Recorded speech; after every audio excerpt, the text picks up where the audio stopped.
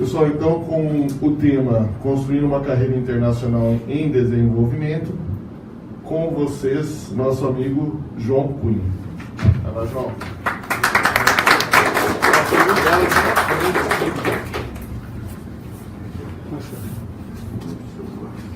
Ótimo. E aí, pessoal, alguns de vocês acho que já me conhecem, outros talvez já me conheçam e eu não saiba quem é, mas já acho que passei por 3 eventos aí esse ano. Pessoal, tem cadeira aqui, olha. Não tem erro, não. Vocês que estão aí em pé. Fica aí que vai ser bacana.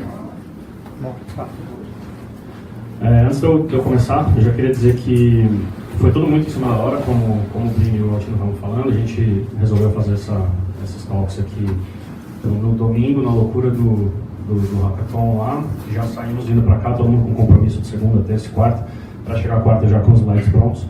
Então, os slides não estão como eu gostaria, depois eu vou dar uma editada para poder disponibilizar para vocês os recursos e tudo mais. Então, vai ser mais um bate-papo interativo de qualquer coisa. Falar um pouquinho de mim antes, para falar o porquê que eu estou aqui também. Eu construí meu primeiro website em 97, eu fiz o Guia das Cifras junto com um amigo, isso faz 20 anos já. Na época a gente usava Netscape, Internet Explorer, não lembro nem a versão que era mais, e assim, era uma coisa super simples e tal. A gente conseguiu fazer um afinador de guitarra, eu sempre gostei de guitarra e tudo mais. E como nós dois tocávamos, a gente resolveu fazer. Foi uma experiência bacana, né? Na época, moleque, eu já sempre gostei de computador desde moleque. Comecei a desenvolver um pouquinho de HTML. Na época não existia CSS ainda. O JavaScript era o que havia antes do JavaScript que a gente conhece hoje. E eu não sabia usar também. Então era uma coisa bem maluca. Você abria, fazia as coisas no Notepad, dava um jeito de fazer, escrevia e saía. Entendeu? Assim que funcionava. Uma coisa interessante, eu fui deixando isso um pouco de lado e acho que uns 6 meses depois veio o Cifra Club. E o Cifra Club era bem inferior ao que a gente fazia na época. Só que a gente deixou o barco, era um molecão, o Cifra Club virou um site gigantesco aqui no Brasil de cifras e tal. Hoje você vai digitar, se quer aprender a tocar violão em alguma música, você cai no Cifra Club, não tem como não ser. O tempo passou e eu comecei a trabalhar um monte de coisas diferentes e entrei para a área profissional de desenvolvimento em 2006. Na época eu trabalhava como escola de cursos, era tudo muito amador ainda, eu estava começando. De lá eu comecei a trabalhar com Delphi, trabalhava com Access, era Internet Explorer 5 ainda na época, então eu consegui pegar bastante bagagem de cross-browser e tudo mais, era terrível desenvolver.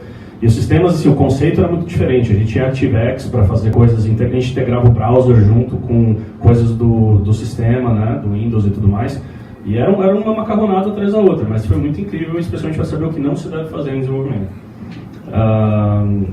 Depois eu fui evoluindo, passei para hoje, trabalho bastante com JavaScript e tudo mais. Eu fui front-end e team lead lá em Dubai, numa empresa chamada Dubizzle, é uma subsidiária da OLX, as duas estão abaixo da Naspers, que é um grupo de investimento sul-africano. Depois saí de lá, fui trabalhar com a FatLife, que era no Canadá, só que foi remota a minha experiência, fiquei quase 2 anos e meio com eles. E durante esse período onde eu estava remoto com eles, eu viajei muito, passei por 25 países e trabalhei como nômade digital aí por 1 ano. Então eu queria falar um pouco dessas experiências que eu tive, porque normalmente nesses eventos que eu compareço, a pergunta recorrente, quando eu me apresento, quem é você, que você faz e tal, é como é que você foi parar em Dubai, e tem toda uma história por trás disso, muita gente fica curiosa, eu achei que seria legal compartilhar isso com vocês. Eu sempre quis viajar, né? Meu interesse era viajar sempre, já tinha ido uma vez para a Argentina, consegui juntar um dinheirinho, fui, beleza, e sempre quis trabalhar fora. Eu aprendi inglês sozinho, não fiz aula de inglês nem nada, cantava as músicas das bandas que eu gostava e tudo mais, e de repente eu pensei, bom, por que não, né? Aí tinha um site chamado Workful, na época, cadastrei meu currículo, cara, passou 6 meses, assim, até que um dia eu recebi um e-mail dos caras dizendo que tinha uma vaga compatível com o meu perfil. Pra mim era spam, nem lembrava do site, mas eu entrei, né, fui lá ver. Aí tinha compatibilidade, aí eu mandei, tem interesse, atenciosamente João, né? Aí responderam, eu falei, tá, não é bot, beleza. Aí responderam de novo, opa, peraí, tá criando coisa aqui, né. E o negócio foi crescendo, a gente começou a conversar por e-mail, e por e-mail eu era um animal, eu escrevia tudo, né, sempre mexi com internet, tudo. Mas eu nunca tinha conversado em inglês, e isso era uma barreira muito grande. Por mais que eu cantasse um pouquinho, falasse, visse filme e tudo mais, eu não conversava, não tinha com quem praticar. inglês. Na minha vida eu nunca tive essa oportunidade. Com isso eu fui passando os passos da entrevista até que eles me chamaram e pediram por uma entrevista por Skype. E aí, vamos lá fazer? Eu falei, vamos, beleza, né? Comecei a me cagar de medo, né? Porque eu não tinha até então falado com ninguém. Eu arrumei um professor particular para a mesma noite. Eu fui lá para casa do cara depois do trabalho dele, às 10 horas da noite, mais ou menos. A gente sentou, ficou simulando uma entrevista, tal, 3 horas. Paguei o cara. Eu, nossa, desesperado, porque não saía com ele. Não saía, falei, agora tem uma entrevista daqui a pouco. Voltei para casa, aí me enrolei no cobertor, porque eu estava morrendo de nervoso, de frio, que você começa a tremer por dentro. E esperei até a hora da entrevista cantando e lendo artigos em inglês, né? E comecei a mexer com as coisas. Isso aqui foi engraçado que eu filmei essa entrevista, né, com o Canteza lá na época. E tem algumas coisas engraçadas que são visíveis aqui. Minha ex-namorada na época, tá tudo bem? E eu pensando, não tá, eu tô desesperado. Eu estava na época com o Sublime aberto, vendo os projetos, já preparando para um possível teste, né, deles. Aí coloquei as perguntas e respostas que eu achava que eles iriam me perguntar, tudo em inglês e tudo mais. E eu não recomendo que ninguém faça isso, tá? É legal você ter, de repente, uma keyword ali para você lembrar e desenrolar. Mas eu não recomendo que vocês escrevam frases igual eu fiz na época. E esses são os 2 caras que me entrevistaram. O Ben, que hoje mora em Nova York, ele é britânico, e o Mark, que trabalha, hoje acho que ele está em Barcelona, se não me engano, também é britânico. E beleza, a gente foi, começou a entrevista, eu estava me cagando, né, de medo, a coisa não saía, eu começava a tremer e tudo mais. E aí a coisa foi andando, tal, fui conversando. Agora um dado interessante é que o Ben, na época, ele sempre teve uma dificuldade com fala, né? Então era praticamente gago. E eu ouvindo inglês pela primeira vez. E o outro cara ainda era locutor, então foi bom porque um entendia tudo, o outro E assim foi. Aí assim que começou, a entrevista foi andando e tudo mais, até que chegou no final da entrevista, que é a parte que eu queria mostrar para vocês. É o desespero de você conversar, né? E não faz nem sentido o que eu dizia, assim. Você estava traduzindo em tempo real, tentando expressar uma ideia, a coisa não sai, mas vai que vai, né? E era mais ou menos isso aqui. I'm not feeling so comfortable talking to you guys and getting a code and etc. But when I feel comfortable with you, feel I am exactly the same guy you read that cool stories from. Bom, né? Uma maravilha de inglês ali, né? Tá saindo pra caralho. Vixe, o cara tá deitando, né? Foi Joel Santana que ele ensinou. Joel Santana, exatamente. Eu fiz ali pós-graduação com o Joel Santana. E aí tava lá dentro. Quem quiser fazer entrevista em inglês, cara, não se preocupe em falar perfeito. Esses caras de fazer seleção, essas empresas que pegam gente do mundo todo, eles estão acostumados pra caramba com gente que fala inglês péssimo, sabe? Exatamente o ponto todo. Os caras não estão nem aí pro inglês que você fala, sabe? Não é uma coisa relevante. Você entende, você consegue te entender, você consegue entender e já basta, entendeu? O que acontece é que naquela época, por estar participando no primeiro processo, o meu pânico era aquela coisa, né? Fudeu, né? Não vou dar conta de fazer, não estou conseguindo falar e tal, e não vai rolar. Mas saiu isso. E aí, isso já era o final da entrevista. O começo era muito pior. Era muito pior. Isso foi depois de 40 minutos de conversa. Just blow us away with an amazing test. And yeah, the rest will be history. Essa foi a resposta dele assim que eu terminei de falar, que eu não estava confortável com o inglês. E terminou com a entrevista com isso. E assim, isso foi muito relevante para mim, né? Quando eu parei para pensar que ele queria um teste e o resto é história, entendeu? Não importa, só quero que você nos impressione com as suas habilidades. Challenge accepted, né? Vamos lá então. Eles me mandaram por e-mail para fazer uns mock-ups assim, da nova funcionalidade chamada PAA. O PAA é o Place an Ad, é a parte de front de um site de classificados, a parte do vendedor. Então, se você quer cadastrar um anúncio, você tem que passar por ali. Parece uma coisa simples, de fato, porque é input de dados. Se você for pensar, é um form, né, com bastante coisa. Só que é muito complexo, porque se você tiver uma experiência de usuário ruim nesse ponto, e no caso eles levava a média de 5 a 7 minutos para cadastrar um anúncio, você tem um problema grave. Porque ali eles tinham Ocean Blue ali, né? Eles tinham Oceano Azul, tudo ali, ninguém estava de competidor forte ainda. Só que a partir do momento que tinha um competidor que tem uma experiência que te leva 1 minuto, 30 segundos, a coisa muda de figura. E aí eu fui contratado para isso. Eles me mandaram esse teste. começa ali com os classificados, você clica no job, ele mancha os outros, só dá highlight naquele, login e tudo mais. Aí entra aqui uma parte de categoria, você escreve o nome do anúncio, escolhe a categoria dele e já aparece os detalhes ali em seguida. Aí tira uma foto, depois você imposta essas fotos aqui e tal, e ele me pediu para fazer essas telas. Agora, o que é interessante é o seguinte, nesse momento, eu não tinha entendido exatamente o que queria de mim, na verdade. Na minha cabeça, eu comecei a ter paranoia. Eu pensei, bom, acho que eles me mandaram isso incompleto, que é para eu saber se está faltando alguma coisa. Eu não vou perguntar, porque se eu perguntar, eu posso estar sendo avaliado para ver minha compreensão do teste. Umas coisas idiotas, né? Eu tinha, na época, 27 anos, não tinha experiência internacional nenhuma. E foi assim, eu falei, bom, eu vou pegar e vou fazer do meu jeito. Eu cortei várias telas, eu tinha outras coisas, né? O que eles queriam de mim, na verdade? Queriam que eu desenvolvesse com HTML, CSS, JavaScript essas telas. As telas, não necessariamente as funcionalidades. Não sabendo que era impossível, foi lá e fez, né? Jean Cocteau. Essa frase é bem relevante nesse caso, porque eu falei, bom, eu tenho que fazer, vou dar um jeito. E na minha cabeça, o que eu tinha que fazer era a implementação do sistema inteiro, com o back-end. Na época eu mexia com o LAMP stack, né? Fazia Linux, Apache, MySQL e PHP. Então eu fiz o upload de foto do zero, todos os pontos do zero, e tem um ponto importante aqui, que é esse lance da categoria. Como dá pra ver ali no comecinho, você digita o título, no segundo cai o título já escrito, ativa o botão, é o que eles queriam dizer. No terceiro, já aparece um drop-down, não é bem um drop-down, mas um selectzinho ali para você escolher, refinar a categoria, e depois começar o anúncio já com o breadcrumb feito, BMW M3. Só que eu falei, como é que ele caiu daquele ponto para aquele, já que eu estava desenvolvendo o sistema? Como é que você faz digitar o título e já aparecer aquelas coisas? Eu acho que deve ter uma outra tela que ele esqueceu de colocar. Aí eu comecei a pesquisar e descobri Natural Language Processing. É um esquema que você basicamente dá um input de texto, o sistema vai analisar aquilo e vai devolver para você várias entidades.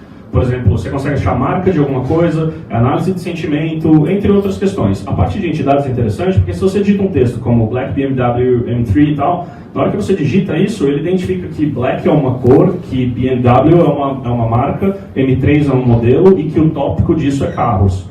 Então, eu comecei a pesquisar com uma API que chamava Alchemy na época, era bem assim, amador esse tipo de coisa ainda em comecinho de 2013, só muita gente grande fazia, Google, etc., mas de modo geral a galera ainda não estava acostumada com esse tipo de coisa. Eu pesquisei, descobri essa API, paguei para usar o beta deles e tal, e quando eu comecei a implementar com aquilo, eu montei um sistema que literalmente fazia esse processo.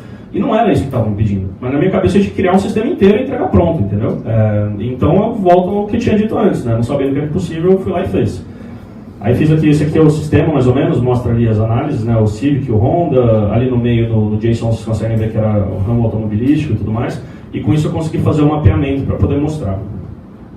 Eu mandei esse teste para eles, assim, foi instantâneo, né? O cara olhou, em 2 minutos ele me respondeu, cara, o que é esse negócio que você fez aqui?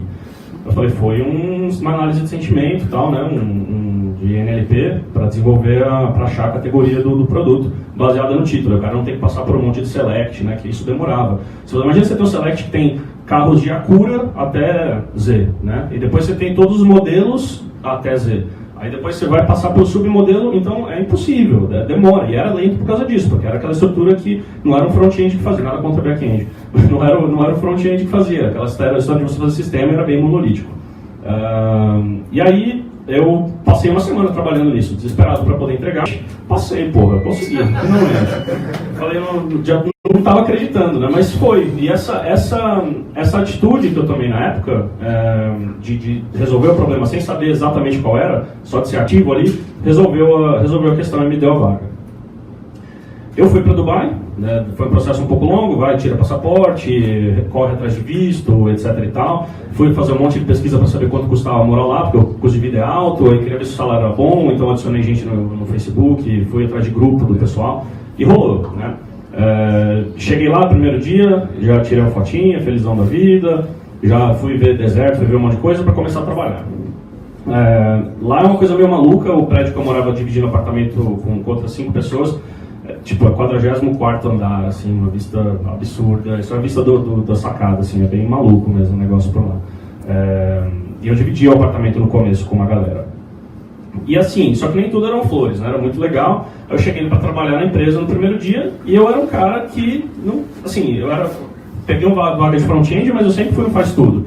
Então eu trabalhava com FTP, os caras com Git, né? Óbvio, quem usa FTP? Eu usava e nem sabia da existência do Git na época. Eu trabalhava com Windows, os caras todo mundo Linux e macOS, todos eles. Então o Unix estava presente em todo o sistema. Eu escrevia CSS, os caras usavam SAS e várias outras coisas de pré-processador, na época tinha Jade para gerar grid, etc. Eu escrevia JavaScript monolítico, era um arquivo só com tudo, colocava os comentários, sei lá, inicial, aí embaixo, formulário, aí embaixo, tal coisa, e eu de um por um, e os caras já tinham tudo modular, bonitinho. E eu só escrevia para desktop, os caras faziam responsivo em tudo e tinha que ter. Eu nunca tinha escrito uma media query na vida, eu não sabia o que era isso, eu não sabia que você podia ter um site para mobile, entendeu? Eu escrevi em Go Horse, era loucura, vou desenvolver, tem que entregar sem processo nenhum, e todo mundo tinha Scrum, então tinha stand-up todo dia, né, toda a parte da metodologia, apesar de não ser plenamente seguida, mas era. E assim, eu era faz tudo, era o menino da computação, né, aquele clássico. Então, ô João, tem que fazer um post lá na rede social, opa, deixa comigo.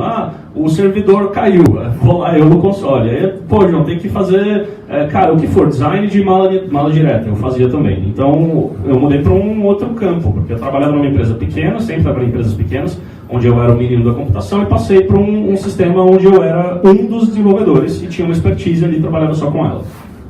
Enquanto lá era esse funcionamento. Acho que não vale a pena falar do Ipu, vou passar depois. É uma startup, deixa eu ver se dá tempo rapidinho. Uma experiência legal que eu tive lá também. Eu montei com uns amigos uma startup na época, era de troca de skills e habilidades. Você sabe tocar guitarra, eu sei karatê, você quer aprender karatê, eu quero aprender guitarra. A gente dava match, tipo um Tinder da vida, e caía lá, os dois ensinavam o outro. Só que começou a ter muita dificuldade em conseguir pessoas que querem as mesmas coisas. Você acha gente que gosta de karatê e gosta de gente que gosta de violão, mas achar aquela troca era bastante complicada. O tempo foi passando, desenvolvi muita coisa com eles, saí, mas hoje eu não trabalho mais com os caras, mas eles estão aí adiante, já estão fazendo hoje é um app, não é mais web como era na minha época. Foi uma experiência muito legal porque a gente lançou isso daí. E lançar coisas é uma experiência única. Porque você passa por um monte de coisas que você não imaginaria. Desde a parte de marketing até a aquisição de usuário, saber como é que faz a parte do deploy, e vamos lançar, estamos lá, e puta, quebrou tudo, volta, e volta tudo, desenvolve e tudo mais. Mas foi uma experiência muito bacana. Nessa época, por ter entrado sabendo FTP e mexendo com Windows e tal, e os meus colegas todos estavam muito à frente do meu tempo. Então eu comecei a me sentir um impostor, durante os primeiros meses principalmente. Eu falava, o que eu estou fazendo aqui?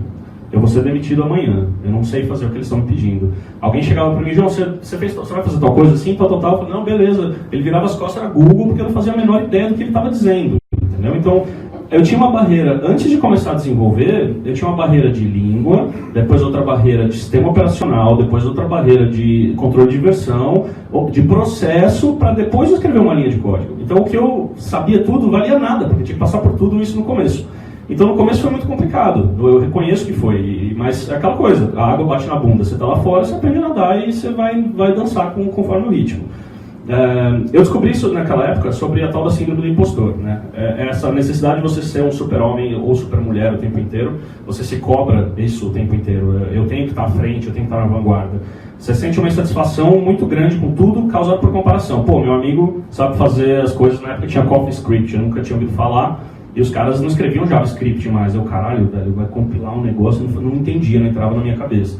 E eu queria me comparar com esses caras e eu me sentia inferior o tempo todo. O medo de falhar em função disso, você nega a competência, as pessoas falam, pô, cara, João, você é muito bom, não sei o quê, mas eu sempre me senti um impostor nesse período. E a parte mais irônica disso tudo é que essa síndrome do impostor ela é mais frequente em pessoas que performam bem.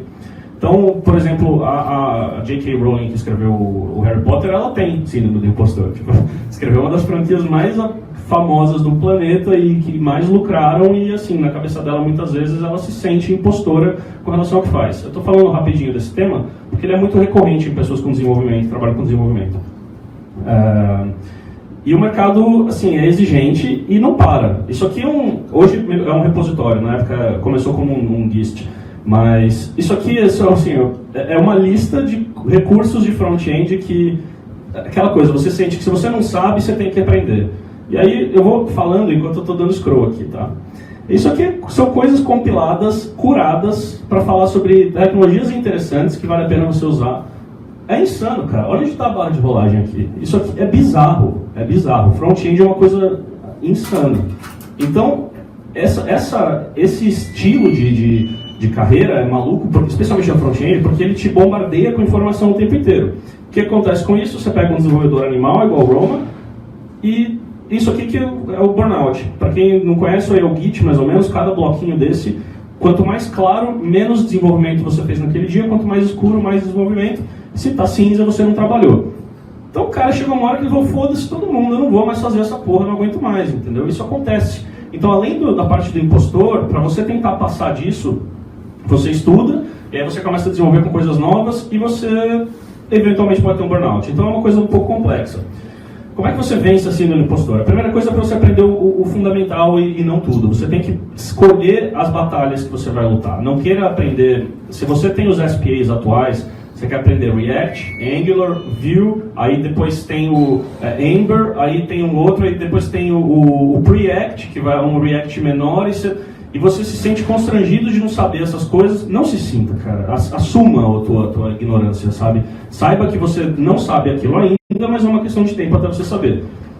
Saia da zona de conforto e fale sobre os seus medos. Entre eles, você não conheceu uma tecnologia. Sente com outras pessoas, tenha um mentor para te ajudar e converse sobre as dificuldades que você tem. A maior parte das empresas não está usando tecnologia de ponta. Isso eu sei que é um pouco anti-empreendedorismo que eu estou dizendo aqui, mas é um fato. Tá? As empresas grandes, óbvio, você tem gente na vanguarda, você tem Facebook, você tem Google, você tem esses caras que estão desenvolvendo as tecnologias que os outros vão usar daqui 2, 3 anos. Mas o grosso modo ali, o geral, a galera não está no tecnologia de ponta. Vue em JavaScript, o Vue, cara, muito pouca gente usa. É uma tecnologia fodida, só que você não vai ter muito mercado, porque não é nem como não é uma escolha ruim de carreira. O que eu quero dizer é que você não precisa saber aquilo para performar bem. Esse é o meu ponto. E conforme você vai aprendendo, você descobre que você não sabe e tudo bem, você tem que se aceitar com relação a isso. Não gasta tempo livre estudando, é uma coisa que todo desenvolvedor, especialmente de front-end, faz, para poder entrar no meio, e você acaba ficando cada vez, você vai chegando mais próximo do burnout, tá? E é importante saber que o mercado é nosso hoje, né? A gente domina. A demanda é altíssima, precisam de desenvolvedores, não há desenvolvedores o bastante, então com o que você sabe, você está bem, tá? Isso é importante dizer. E no final das contas, cara, você tem um job title ali, o Senior Full Stack Agile Architect mais Ninja Dev. Eles querem dizer isso, Web Developer, né? E aí os requerimentos, JavaScript, S6, S7, React, Flux, Ruby, SVG, blá blá blá. Aí os requerimentos, na verdade, são conhecimento do fundamental e habilidade para aprender. Essa é o que a empresa procura no final das contas. Então, não fiquem assustados com os requerimentos de vaga, que eles pedem conhecimento de coisa da NASA, é meio maluco. É um vídeo de remoto, só que já tem 22 minutos, e então não vai dar tempo de eu mostrar para vocês. Mas esse vídeo é do 37 Signals, o Jason Fried e o DHH, que fez o Rails, inclusive. Todo mundo na empresa é remoto. Eu vou disponibilizar esse vídeo para vocês depois para vocês conhecerem. E eles falam sobre isso. Sobre a parte de remoto, eu resolvi sair de onde eu estava em Dubai para poder buscar uma carreira um pouco diferente. Eu estava cansado desde a temperatura de lá, que é muito alta, chegar a pegar 53 no verão, o estilo de vida não estava mais me agradando, e eu caí de amores com a ideia de ser um nômade digital, viajar, que eu sempre gostei, e conhecer as coisas. E eu tinha uma arma muito forte em casa, né, guardada na gaveta, eu não sabia qual era, que é o nosso passaporte brasileiro. Ele é o 14º no ranking de melhores passaportes do mundo, tá? Isso não é pouco, isso é realmente muito bom. A gente está junto com o Mônaco, para vocês terem uma ideia, em passaportes aceitos. São 146 países que a gente consegue viajar sem visto ou com visto, Visa on Arrival. Você chega lá, assina um negócio, eles te dão e você entra. Com esse passaporte você passa sem ter visto. Obviamente você não pode trabalhar na empresa regularmente e tal, mas você pode passar 6 meses no Schengen inteiro, que é Europa e Grã-Bretanha, etc. Você pode passar 6 meses na Rússia, pode passar 6 meses nos Estados Unidos, 3 meses em alguns outros países que eu não lembro quais são agora, mas basicamente você pode morar onde você quiser do planeta e ficar um mês ali, ir embora, vai para outro, ir embora, vai para o outro. E assim foi. Eu resolvi me candidatar para uma vaga do FatLife. Eu escrevi um artigo que pegou um pouquinho de tração, o artigo me ajudou muito com essa vaga na época. E o FatLife era uma empresa de uma rede social adulta e todo mundo que trabalha lá é remoto, né? São 6 milhões de membros. Tem mais de 2 bilhões de page views por dia, é um produto muito grande, tem muito acesso, então o lance de performance é crucial em função da quantidade de acesso. E eu falei, vou pegar esse trampo, entrei, comecei a trabalhar com eles e fui viajar. Peguei uma mochila que me deram de presente ali quando eu saí de Dubai, arrumei minhas coisas, fui dar uns rolês. E nessa caminhada eu passei aí por 25 países, vi bastante coisa, fui para Portugal, fui para Espanha, Espanha de novo aqui, depois fui para Amsterdã e República Tcheca, e fui conhecendo os lugares e passando por lugares diferentes. Barcelona, que particularmente é o lugar que eu acho mais legal que tem do planeta,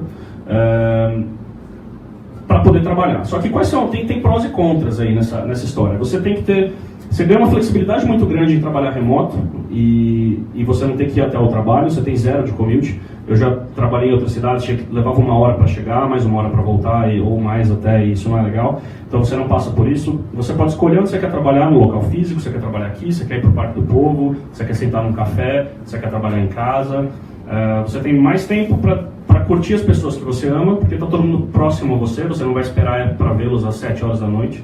E isso significa que o empregador gasta menos também com o trabalho, porque ele não tem um escritório para manter, logo ele tem mais grana para outras coisas, incluindo salários. Mas nem tudo são flores, né? Você precisa ter disciplina, e eu não sou um cara disciplinado, definitivamente, é uma das minhas fraquezas, eu sou um cara bagunceiro, eu sou desorganizado, minha cabeça é meio maluca nesse sentido. Eu tenho a mesa sempre cheia de coisa porque eu quero pegar rápido e tal, então eu tenho um pouco de dificuldade, mas você vai tentando ganhar das suas fraquezas. É fácil você acabar trabalhando muito tempo porque você está dentro de casa. Só vou atender só vou responder esse e-mail. Não, eu só vou ver esse negócio. Quando você vai ver, você já entrou, você está trabalhando, são 10h30 da noite, você não saiu ainda, porque você não está trabalhando. Você está descalço, de bermuda, sem camisa, e no final das contas você está trabalhando. Você não foi fazer outras coisas, você não desligou. A sua internet é a sua responsabilidade, o seu escritório também, então se cair é um problema teu, tá? Então por que você não tem 2 internets se uma cai você usa outra? Tá com vazamento aqui. Sim, óbvio que as empresas têm consideração pelo que você faz, só que essa responsabilidade é sua. Se tem um vazamento no escritório, todo mundo sai, arruma um vazamento, tudo bem. E a falta de interação social que é um problemaço, na verdade, para quem trabalha com remoto. Quando você trabalha no dia a dia com outras pessoas, você interage, você vai tomar água, vai no banheiro, você marca um happy hour depois, você já tem seus amigos novos, você entra numa empresa, você já vai fazer um monte de amigos, especialmente se você mora fora do Brasil, que eles viram a tua família, né? E no remoto você não tem mais isso. Então você tem que vencer essas barreiras, e todas elas são vencíveis, inclusive, não sei se são termos, a falta de interação social especialmente, você consegue participar de outros meetups, você cronometre seu tempo, trabalhe o que você precisa e saia, vai fazer outras atividades sociais. Se você é ruim de serviço, usa o Tinder, vai nos encontros do Couchsurfing se você estiver em outro país, se vira. Mas assim, não fique preso no seu trabalho porque você não vai ter interação social, e Hangout não é a mesma coisa que um abraço e tudo mais. Eu coloquei aqui um compilado de sites que oferecem vagas internacionais. Não são poucos, tá? Só aqui já acho que tem uns 12 mais ou menos. Todos eles são muito bons, vocês podem olhar depois. E que fique claro, eu não fomento que todo mundo aqui saia de Prudente, porque a gente aqui está na vanguarda. Vocês estão vindo numa palestra de desenvolvimento e tudo mais, são as pessoas que vão mudar a cara do desenvolvimento aqui de Prudente para que as pessoas não se sintam como o Blini se sentiu, por exemplo, quando ele veio.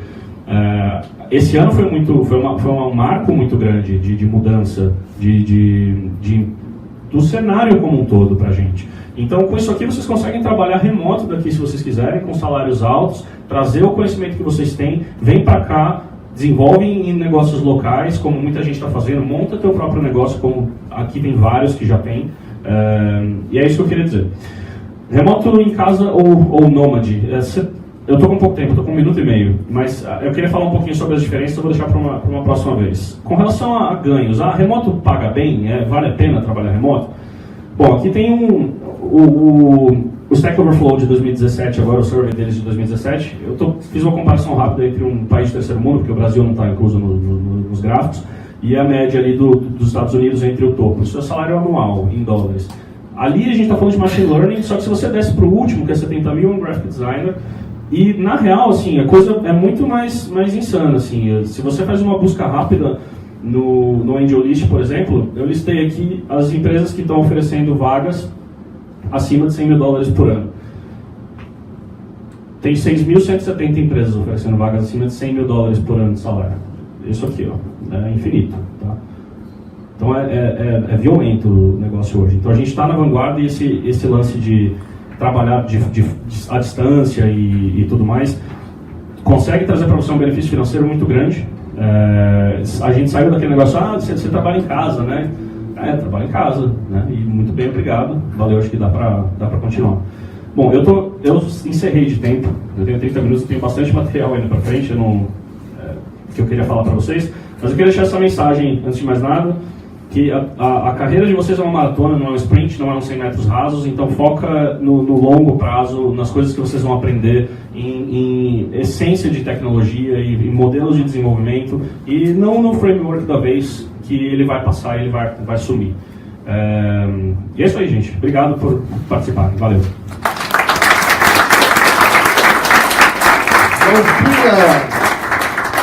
Legal, João. Muito obrigado.